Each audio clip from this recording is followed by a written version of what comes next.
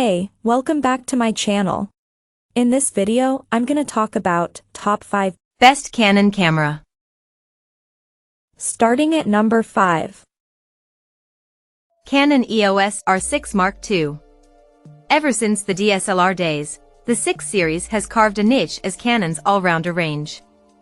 And the R6 Mark II is a worthy successor to the Canon EOS 6D Mark II, the last DSLR I bought, offering an upgrade in every department.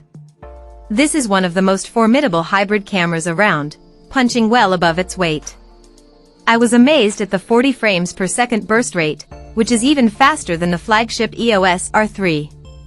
It uses the same flagship autofocus system, too, so this is a camera that's up to the task of sports, wildlife, and fast action. The 24.2 MP sensor can capture oversampled 6K for gorgeous 4K 60p video, too, and Canon has introduced one of my favorite features, pre-capture, which enables the camera to record 0.5 seconds of stills or up to 5 seconds of video before you fully depress the shutter. My only reservations with the camera are the buffer, which at 75 raw images did catch up with me when shooting at 40 frames per second, possibly due to the choice of SD cards instead of CF Express, though that does keep the cost down. Also be aware that you're limited 40 minutes of oversampled 4K 60p or 6 hours of 4K 30p before the camera cuts off.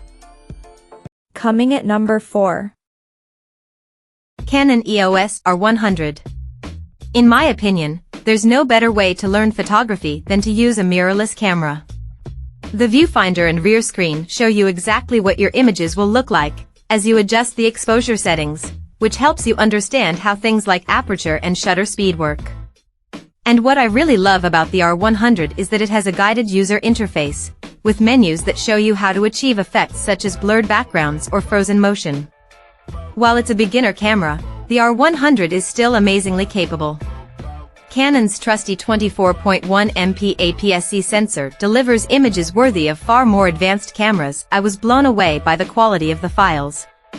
I also love that it's got a microphone jack, which is rare on a camera at this price point, so if you want to shoot video you can get great quality sound using a dedicated mic, rather than relying on the built-in mics. That said, there are some compromises with 4K video. It incurs a 1.55x crop and doesn't make use of the brilliant dual-pixel autofocus. At number 3. Canon EOS R7. The R7 is Canon's top-flight APS-C camera, and is such a powerhouse that it actually packs more megapixels, 32.5 MP, than some of its full-frame cameras. While it's a fantastic all-rounder, what I love to use it for most is wildlife photographer. This is mainly due to the 1.6x crop factor of Canon's APS-C sensor, which increases the equivalent focal length of your lenses.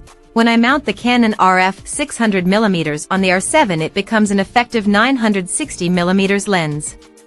So, between the longer focal length giving you more reach and the extra resolution giving you more room to crop, I find this a uniquely capable camera for wildlife. It rattles off stills at up to 30 frames per second, so you never miss a moment, and packs the same autofocus system as the R5, so the camera never misses a beat.